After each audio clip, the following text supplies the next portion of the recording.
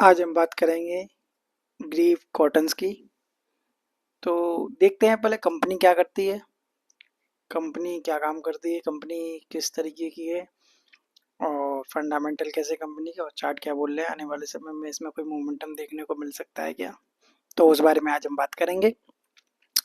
तो देखिए कंपनी का, जैसे कि ये कंपनी की साइट खुली है, जैसे कि आप देख रहे हैं कंपनी सारा इलेक्ट्रिक व्हीकल में काम करती है।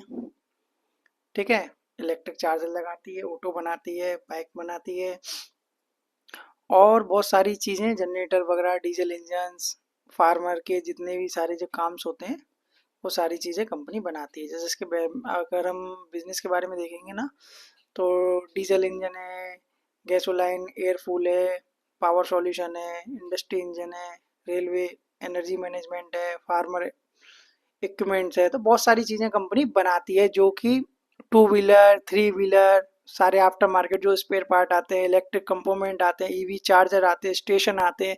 मतलब कंपनी हर चीज़ में जो आने वाले भविष्य में चीज़ें चाहिए उस चीज़ में सारी चीज़ें कंपनी काम करती है। अब बात करते हैं इसके फंडामेंटल की। फंडामेंटल देखें पहले हम, तो देखिए ग्रिप कॉटन इसका नाम है। तो देखिए एक ऑटोमोबाइल कंपनी है, डीजल इंजन वगैरह मैंने सारी चीज़ें आपको पहले बता दी हैं। ये पर ये है कि थोड़ा एक स्मॉल कैप कंपनी है, इस वजह से ये थोड़ा इशू लग रहा है इसमें अभी चलने ना चलने का, क्योंकि स्मॉल कैप थोड़ा चल चुका है इंडेक्स। बात करेंगे तो बुक वैल्यू 60 रुपये की आ रही है। और अगर मार्केट प्राइस की बात करेंगे, मार्केट कैप की बात करेंगे, तो 5,000 करोड़ की मार्केट कैप है। पी इसका 61 का आ रहा है, इंडस्ट्री का पी 47 आ रहा है, तो थोड़ा महंगा है।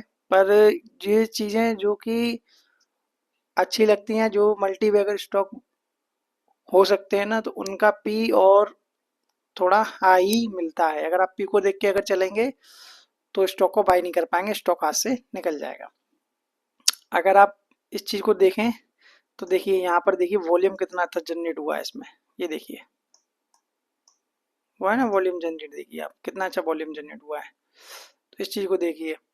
अगर हम डिलीवरी की बात करें तो डिलीवरी में आप देखिए, डिलीवरी में अभी इसमें डिलीवरी की बाइंग नहीं हो रही है, डिले के हिसाब से इसमें डिलीवरी इतनी ज़्यादा नहीं उठ रही है, क्योंकि मार्केट भी थोड़ा इन पेशेंस चल रहा है। प्लस दूसरी बात, ट्रम्प की न्यूज़ की वजह से थोड़ा ये सेंटिमेंट आउट हो रहा है इस स्टॉक का। अब देखिए 226 रुपये पे देखिए कितने सारे को काफ़ी अच्छी डिलीवरी इसमें बाई हुई। अगर मंथली पे देखें तो देखिए मंथली पे भी 277 रुपये पे दिसंबर की टाइमिंग पे काफ़ी अच्छा इसमें वॉल्यूम जनरेट देखने को मिला कैश में। ठीक है, उसके बाद स्टॉक धड़ाधड़ धड़ाधड़ नीचे गिरते हुए देखने को मिल रहा है। अभी इसमें इतना वॉल्यूम जनरेट नहीं है, इतनी बाइंग नहीं है। तो यहाँ से अगर आप देखेंगे तो 7 महीने हो गए। ठीक है, 7 महीने से स्टॉक वहीं का वहीं है। अगर इसका हम स्कोरिंग देखें तो मोमेंटम स्कोर भी इसका अच्छा दिखा रहा है, मोमेंटम इसमें अभी बना हुआ है, बरकरार है, इतना मार्केट गिरने के बाद भी। अगर इसकी पीयर की कंपनियां भी हम देखें तो पीयर की कंपनियों में कमिंग्स इंडिया आ रहा है, एक स्वराज इंजीनियर्स आ रहा है, इंजन आ रहा है। तो इसको भी हम देख सकते हैं।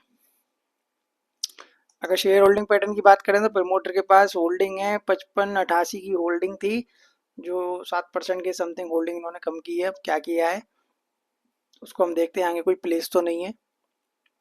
अगर बात करें पब्लिक की होल्डिंग, तो पब्लिक की होल्डिंग थोड़ी बढ़ गई है। पब्लिक में देखें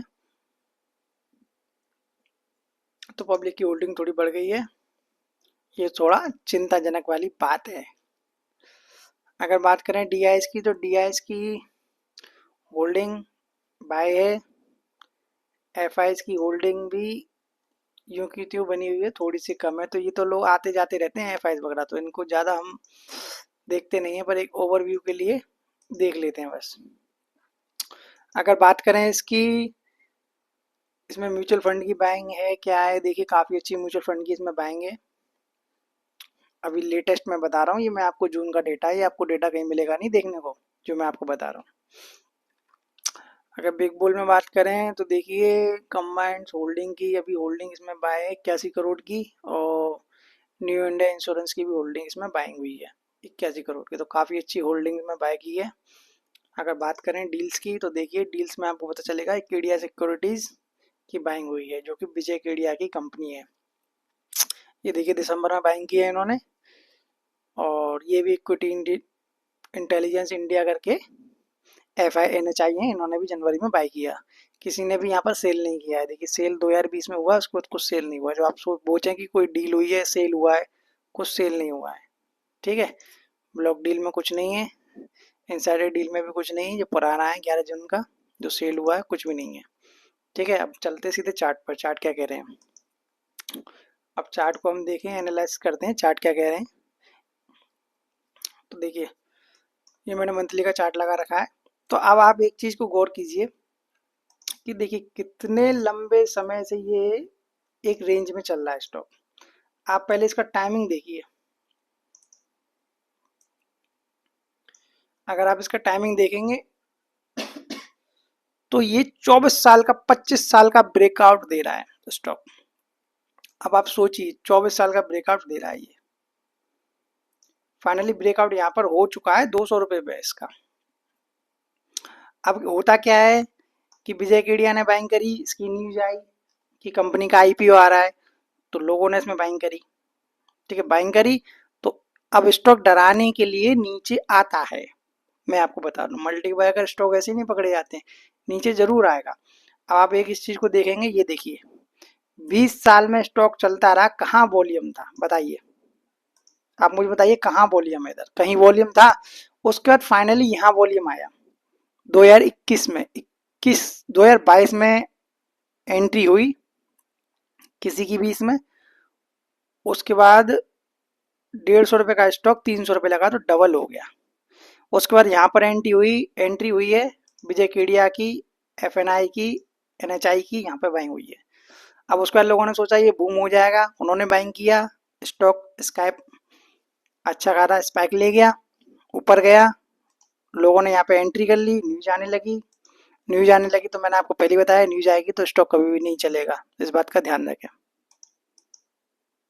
स्टॉक कभी भी नहीं चलेगा, इस चीज का आप ध्यान रखें।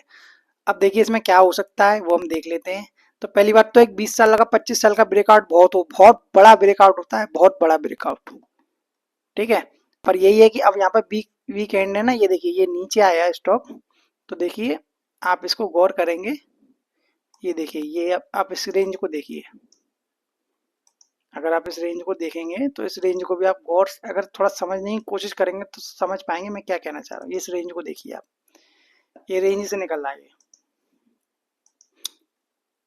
इस रेंज से इसने निकलने की कोशिश करी। ये देखिए ये फाइनली एक ब्रेकआउट दे दिया। ब्रेकआउट देने के बाद इसको ऊपर निकल जाना था, पर न्यूज आ गई तो ऐसे नहीं निकल सकता ना, तो लोग यहाँ पर ट्रैप हो गए।